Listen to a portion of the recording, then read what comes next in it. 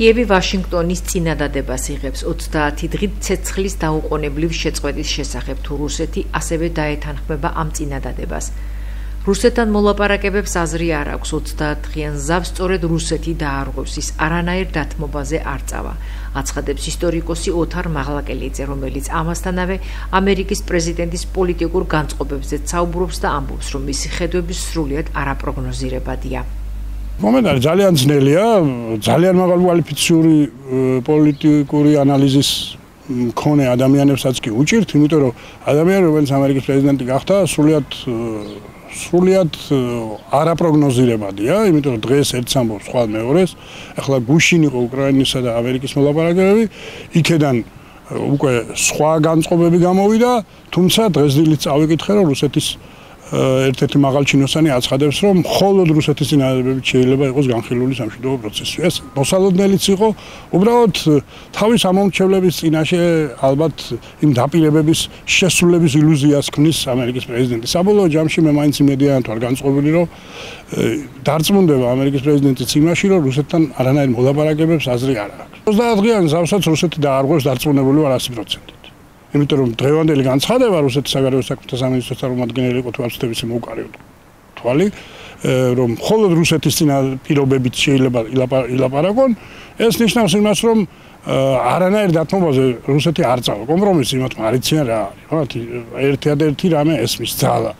ამიტომ თუ ამერიკის ხელისუფლება ისევ გააგრძელებს ესეთ მოქმედებებს, ეს ძალიან დაემსგავსება 38 წლის ეგრეთ წოდებულ მიუნხენის შეთანხმებას, როცა ჰიტლერთან აწარმოეს მოლაპარაკებები და 38 წელს ეს მოლაპარაკებები შედგა და 2 წლის მერე პარიზში შევიდნენ საბჭოთა ტანკები. ასე რომ მე მგონია, რომ მაინც საღი აზრი გაიმარჯვებს. ევროპა მიესალმება ამერიკა-უკრაინის შეთანხმებას. ბურთი ახლა აშკარად რუსეთის მოედანზეა, დაწერა მაკრონმა X-ზე. მისი თქმით, საფრანგეთიდან პარტნიორები რჩებიან მყარი და გრძელვადიანი მშვიდობის ერთგულნი, რომელსაც მხარს დაუჭერს უკრაინის უსაფრთხოების მტკიცე გარანტიები. განცხადებას აქვეყნებს ასევე დიდი ბრიტანეთის პრემიერ-მინისტრი კირ სტარმერიც, რომელიც მიესალმება ჯიდაში მიღწეულ შეთანხმებას და ულოცავს პრეზიდენტ ტრამპსა და პრეზიდენტ ზელენსკის ამ შესანიშნავ გარღვევას. ჩვენ მზად ვართ დავეხმაროთ ამ ომის დასრულებას სამართლიანი გზით, აცხადებს სტარმერი. განცხადებას აქვეყნებს პოლონეთის პრემიერიც, რომელიც აღნიშნავს, რომ გადაიდგა მნიშვნელოვანი ნაბიჯი მშვიდობისკენ. ევროპა კი მზადაა დაეხმაროს სამართლიანი და ხანგრძლივი მშვიდობის მიღწევაში. პირველკლასელთა რეგისტრაციის პირველი ეტაპი 21 მარტამდე გაგრძელდება. სამინისტროს ინფორმაციით, რეგისტრაციის ამ ეტაპზე სკოლებში დარეგისტრირდებიან სპეციალური საგანმანათლებლო საჭიროების მქონე ბავშვები.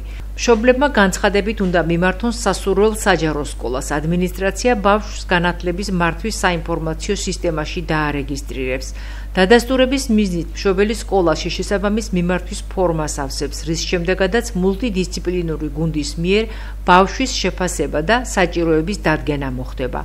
ასეთ შემთხვევაში სკოლა მოსწავლის ჩარიცხვას შესაბამისი დოკუმენტაციის საფუძველზე უზრუნველყოფს. დღეს ჩვენ გვინდა მოვეფეროთ გაზაფხულის მოსვლას, დედის დღეს, ქალთა საერთაშორისო დღეს. ეს ღონისძიება ჩვენ გვინდოდა და უფრო ადრე ქონდა დაგეგმილი, მაგრამ ყველა მიცით, რომ ამინდის გაუარესების გამო რაც ცოტაც შევფერხდით და ამიტომ დღეს გვექნება ეს ღონისძიება. მოწვეული ყავს ქალბატონები, პოეტი ქალბატონები, ცნობადი სახეები, რა თქმა უნდა, მაგრამ იმას გარდა კიდე რამოდენიმე ყავს, ვინც წერს და არ ვიცოდით და საზოგადოება მარიცის.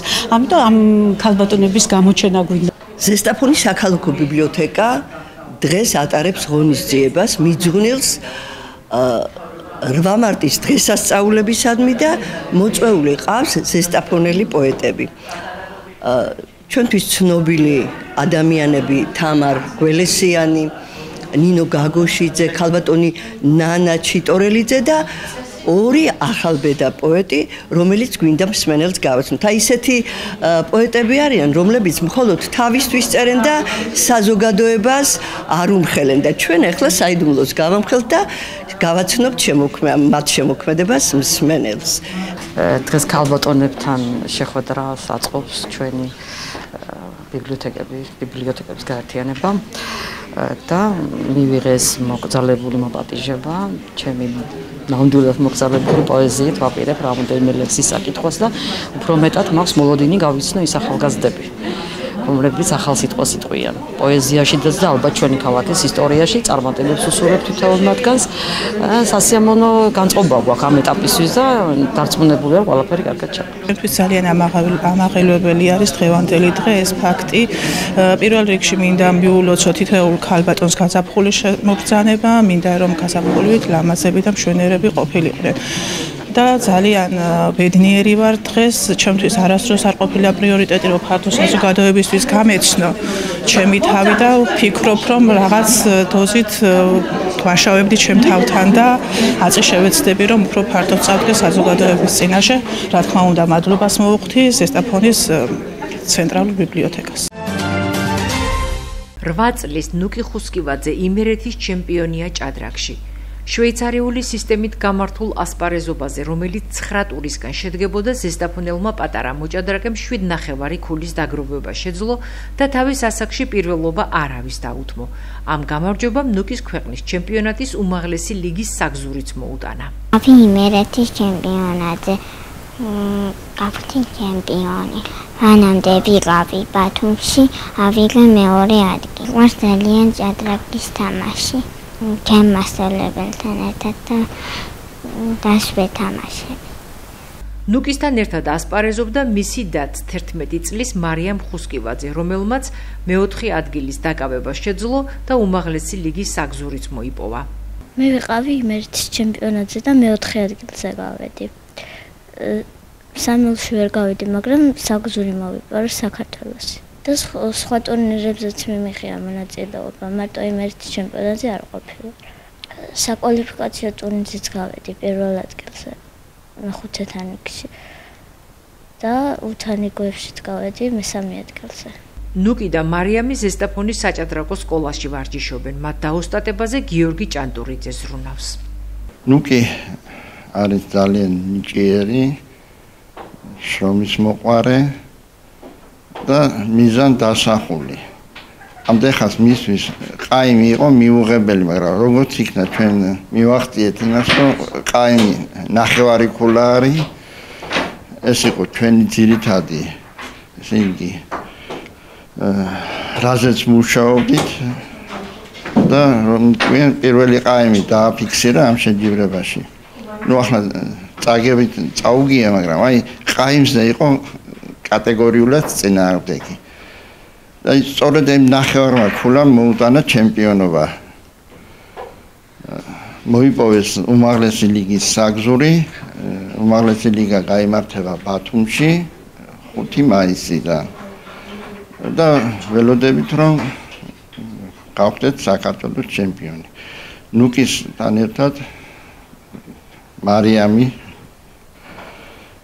და მანაც აგრეთვე მოიპოვა უმაღლესი ლიგის საგზური ნაწილეობა საქართველოს უმაღლეს ლიგაში. იმერეთის ჩემპიონატი მაია ჩიბურდანიძის სახელობის საჭადრაკო სკოლაში 8, 10 და 12 წლამდე მოჭადრაკეთა შორის გაიმართა. მასში მონაწილეთა რაოდენობა ყველა რაიონიდან 140-მდე იყო. გამარჯვებული მოჭადრაკეები და მათი მწვრთნელები დაფინანსებას მიიღებენ საქართველოს ჩემპიონატზე ასპარეზობისთვის.